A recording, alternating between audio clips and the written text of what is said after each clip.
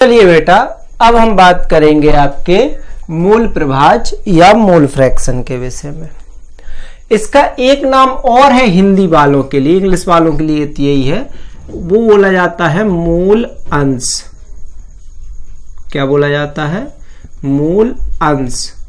और बेटा इसको रिप्रेजेंट करते हैं कैपिटल एक्स से। ठीक है, कैपिटल एक्स से इसको रिप्रेजेंट किया जाता है। तो आगे बात करेंगे कि मूल प्रभाज या मूल अंश या मूल फ्रैक्शन होता क्या है। तो यदि मैं आपसे बात करूं मूल प्रभाज, मूल फ्रैक्शन या मूल अंश के विषय में, तो देखो प्रभाज या अंश एक शब्द, मूल तो आप जान चुके हैं, इतनी चीजें पढ़ चुके हैं कि मूल हम जान चुके हैं। अब मैं आपको इस वर्ड के विषय में थोड़ा बताना चाहूंगा, प्रभाज, अंश या फ्रैक्शन, इसका मतलब क्या होता है। अंश मीन्स या फ्रैक्शन का मतलब होता है एक टुकड़ा। क्या कहलाता है? एक टुकड़ा। समझ गए?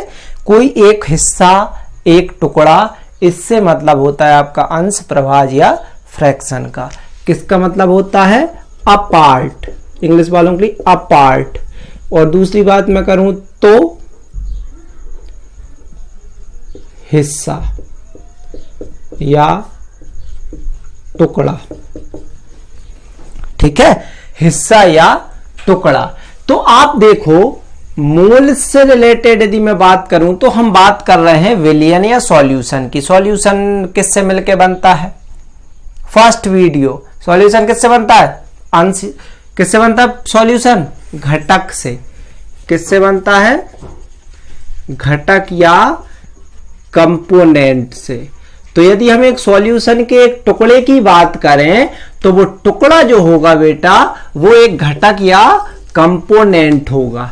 ठीक है, घटक या कंपोनेंट होगा। तो यदि मैं इसमें आगे की आपको बात करने जाऊं तो इसको थोड़ा इस तरीके से समझो। कैसे? कि डेफिनेशन में कि आप कोई टुकड़ा लेने जा रहे हो, है ना, अपने हिस्से का। जैसे आप ऐसे समझो, परीक्षा दी आपने, है ना, आपने परीक्षा दी, परीक्षा में पेपर आया 100 नंबर का, ये क्या है? पूर्णांक, पूरा जितने नंबर का आया। उसमें दो टुकड़े हैं। पहला टुकड़ा है उस परीक्षा में कि आपने जो अंक प्राप्त करे वो, तो उनको बोलते हो आप जो आपने अचीव अंक किए, जितने भी आए 100 में से आपके 90, 80, 95 जो भी आए वो। और दूसरा पार्ट है आपने जो प्राप्त नहीं किए। तो आपने जो प्राप्त किए उसको कैसे लिखते हो? कैसे लिखते हो? जैसे आपने 100 में से 90 नंबर लाए तो 90 बटे क्या आता है? 100। एक्चुअल में 100 है क्या? 90 प्लस 10। 90 मतलब जो आपने प्राप्त किए वो, और 10 मतलब जो आपने प्राप्त नहीं किए वो। ऐसे ही होता है एक भाग का मतलब, एक हिस्से का मतलब। तो बेटा यहां भी ऐसे ही है कि किसी सॉल्यूशन के अंदर, ठीक है, किसी विलयन के अंदर, मैंने आपको नोट्स के अंदर इसकी डेफिनेशन देके रखी है, या मूल फ्रैक्शन की डेफिनेशन आपको देके रखी है। तो आप इस डेफिनेशन को यहां भी सुने और वहां भी आप देख सकते हैं। डेफिनेशन ये है कि आप जिस कंपोनेंट का फ्रैक्शन निकालना चाहते हो, तो जनरली कितने घटक हैं आपके? एक प्रकार से बात करो तो अपन द्विअंगी विलयन, बाइनरी सॉल्यूशन पढ़ रहे हैं। तो एक विलेय है और एक विलयन है, विलायक है, सॉरी, एक विलेय है और एक विलायक है, मतलब एक सॉल्यूट है और एक सॉल्वेंट है, दो ही घटक हैं। तो मैं कहूं कि घटक का मूल प्रभाज, घटक का मूल प्रभाज या मूल फ्रैक्शन ऑफ कंपोनेंट, किसी भी कंपोनेंट का मोल फ्रैक्शन जो है वो उस कंपोनेंट के मोलों की संख्या की number of moles of component और ratio total number of moles in solution. ठीक है, कि मैं कह सकता हूं कि किसी विलयन के घटक का मूल प्रभाज उस घटक के मोलों की संख्या और उसमें उपस्थित सभी घटकों के मोलों की संख्या का योग, उसमें उपस्थित सभी घटकों की मोलों की संख्या का योग क्या कहलाता, का अनुपात, इन योग और उसका अनुपात क्या कहलाता है? आपका मूल प्रभाज। ठीक है, आप एक बार और समझें, इंग्लिश वाले भी समझेंगे कि किसी घटक के मोलों की संख्या, तो किसी घटक के मोलों की संख्या जिसका निकाल रहे हो number of moles of component, जिसका भी आपको मोल फ्रैक्शन निकालना है, सबका अलग अलग निकल सकता है, जो भी घटक का निकालना है उसका निकाल सकते हो। और अपॉन में आएगा सॉल्यूशन में जितने भी कंपोनेंट्स हैं उनके सबके मोलों को टोटल कर दो, जब तो पूरा सॉल्यूशन आएगा। ध्यान से समझना, बटे में कौन आएगा? पूरा सॉल्यूशन। तो सॉल्यूशन कब आएगा? जब आप पूरे के पूरे घटकों को लोगे, है ना, जब आप पूरे कंपोनेंटों को लोगे। तो ये इसकी मोल फ्रैक्शन या मोल प्रभाज की डेफिनेशन है, जो आप नोट्स के अंदर भी पढ़ सकते हो और यहां भी मैंने आपको बताई। एक बार और सुन ले हिंदी वाले डेफिनेशन, और फिर इंग्लिश वाले एक बार और सुनेंगे। तो डेफिनेशन हिंदी वालों के लिए कुछ इस प्रकार है कि द रेशो, पहले इंग्लिश वाले ही सुन ले, the ratio of number of moles of component and the total number of components mole या total moles of all components is known as, आपका क्या कहलाएगा? Moles fraction of component. ठीक है, किसी बिलियन में उपस्थित किसी घटक के मोलों की संख्या और उसमें उपस्थित सभी घटकों की मोलों की संख्या के योग का अनुपात आपका मोल फ्रैक्शन कहलाता है ना। आपने 11th में भी इसको पढ़ा था, ज्यादा वो डिटेल की तो जरूरत नहीं है। अब इसके फॉर्मूले की ओर आते हैं। तो मैं क्या कह रहा हूं, मोल फ्रैक्शन को x से रिप्रेजेंट करो। तो अब मैं आपको बोलता हूं कि क्या कहलाएगा। यदि मैं आपसे एक बात करता हूं, आप ध्यान से समझिए एक चीज को, मैं आपसे कहता हूं कि विलेय के मूलों की संख्या, विलेय a के मूल n1 मीन्स कि नंबर ऑफ मोल, एक एग्जांपल से आप इसको मोल फ्रैक्शन समझे, number of moles of solute A equal to क्या हो जाएगा? n1। ठीक है, सॉल्यूट A के मोलों की संख्या n1 और विलायक B के मोल बराबर n2, number of moles of solvent B। ठीक है, B के मोलों की संख्या क्या हो जाएगी बेटा? n2, एक n1 और एक n2।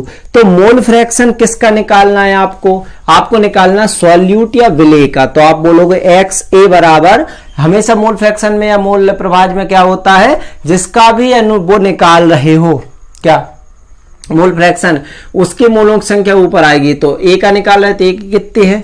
n1, और नीचे क्या आएगा? टोटल जितने कंपोनेंट है सबके मोल को टोटल कर दो। तो इसके क्या है? n1 plus n2। यदि आप xb को निकालने जाओ तो क्या निकलेगा? इस बार xb का कंपोनेंट ऊपर ले लो तो नीचे आ जाएगा n1 प्लस n2। क्यों?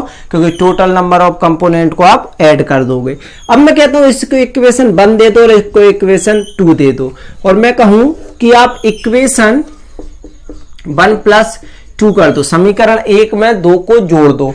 तो आप देखोगे क्या होगा?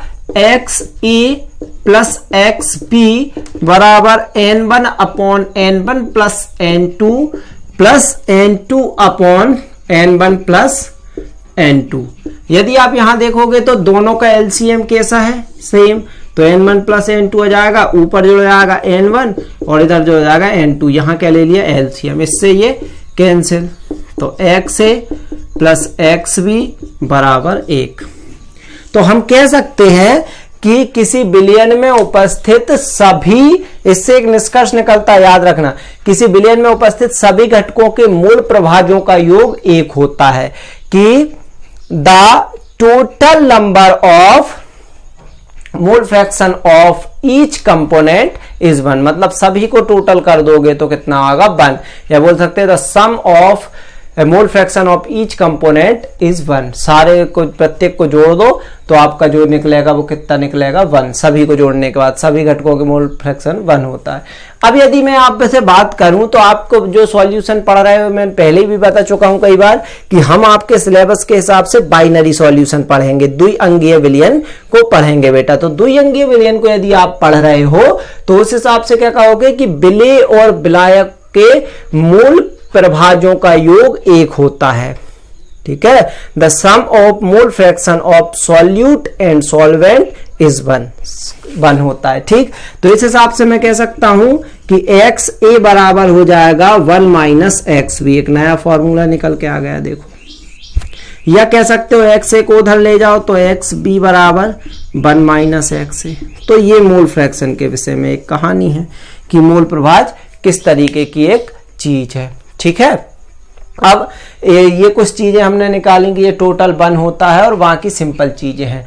अब मैं आपको एक बात बताऊं कि जो मोल फ्रैक्शन यूनिट है आपकी, मोल फ्रैक्शन जो है वो जो कोई भी सॉल्यूशन के जो कंपोनेंट्स हैं या सॉल्यूशन है उनकी फिजिकल जो प्रॉपर्टीज होती हैं उनमें बहुत अच्छा रिलेशन ये दर्शाता है। ध्यान से समझना कि किसी सॉल्यूशन की फिजिकल प्रॉपर्टीज में रिलेशन शो करने के लिए मोल फ्रैक्शन का बहुत यूज किया जाता है। एक नॉलेज की बात याद रखना। ठीक है, जैसे मैं आपको बताऊं कंसंट्रेशन और वेपर प्रेशर, सांद्रता और वाष्प दाब में संबंध इसी से ज्ञात किया जाता है ना। हालांकि इतने डिटेल में हमारे सिलेबस में थोड़ा है, इतना ज्यादा नहीं है कि बहुत ज्यादा डिटेल में जाएं इस चीज के लिए, लेकिन मैंने आपको नॉलेज के लिए बता दिया कि इनमें सांद्रता और वाष्प दाब में संबंध होता है, ये याद रखना।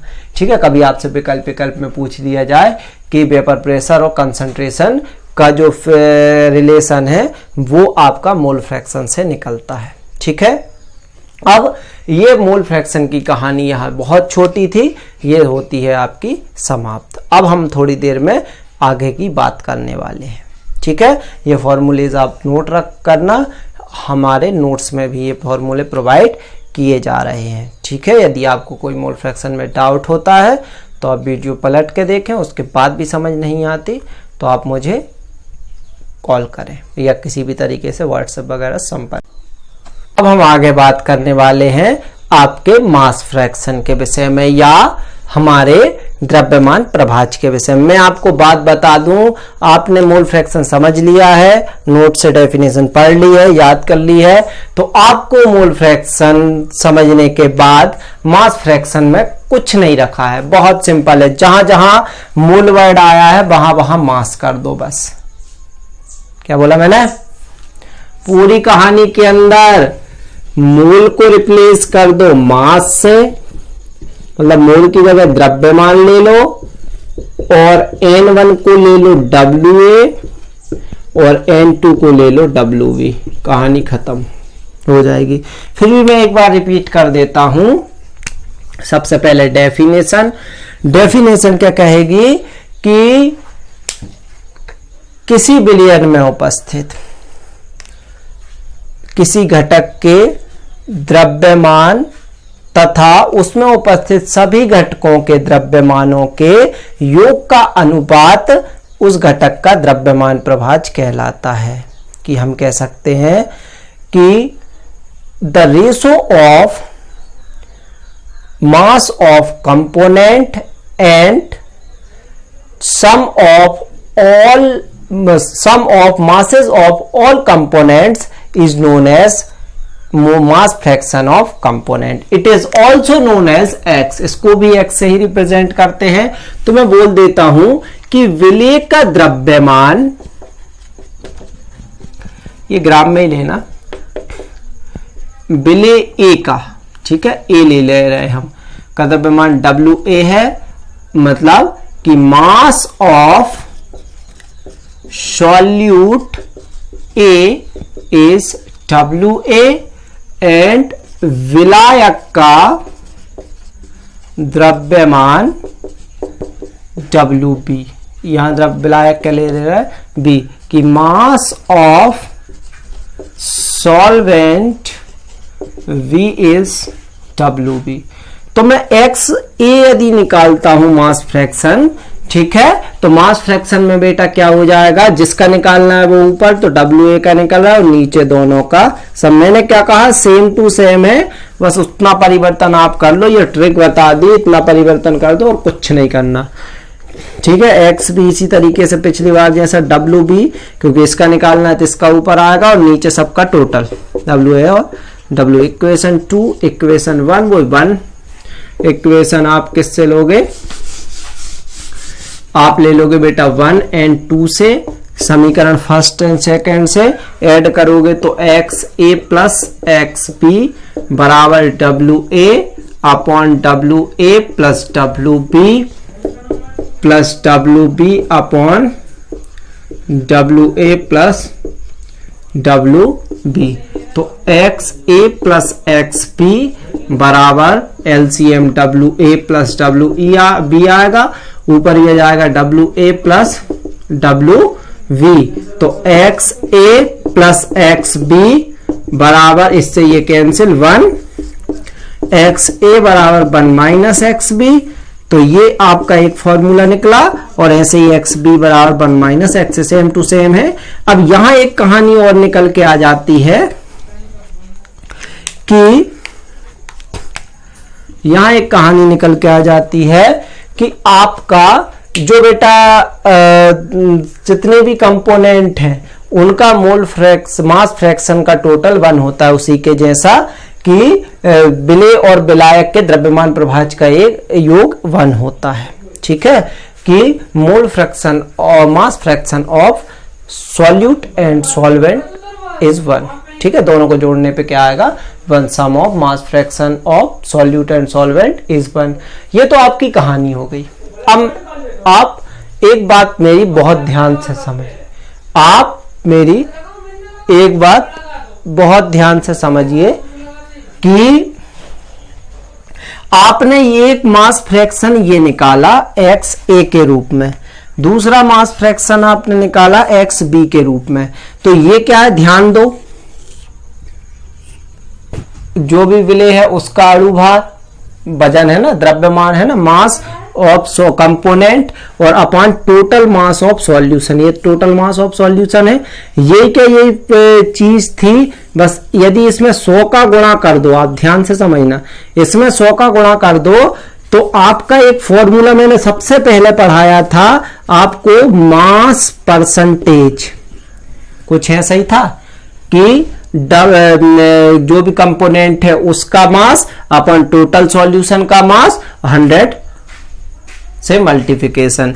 तो हम तो आपका क्या निकल के आ रहा है, मास फ्रैक्शन। क्या निकल के आ रहा है, मास फ्रैक्शन से आपका निकल के आ रहा है 100 का गुणा करने के बाद आपका निकल के आ रहा है मास परसेंटेज। तो मैं यहां कह सकता हूं कि एक बात कि आप कह सकते हो कि मास परसेंटेज बराबर आप कह सकते हो कि मास फ्रैक्शन इनटू 100। आप ये फॉर्मूला याद रखना कि आप कह सकते हो कि मास परसेंटेज मींस द्रव्यमान प्रतिशत बराबर मास फ्रैक्शन, मतलब द्रव्यमान प्रभाज में गुणा कर दो 100 का, तो आपका मास परसेंटेज निकल के आ जाता है। ये एक नई कहानी, इसके लिए आप याद रखना। ठीक है, तो इस तरीके से आपकी इसकी कहानी होती है खत्म। बिल्कुल सेम थे आपके, थोड़ा सा अंतर था।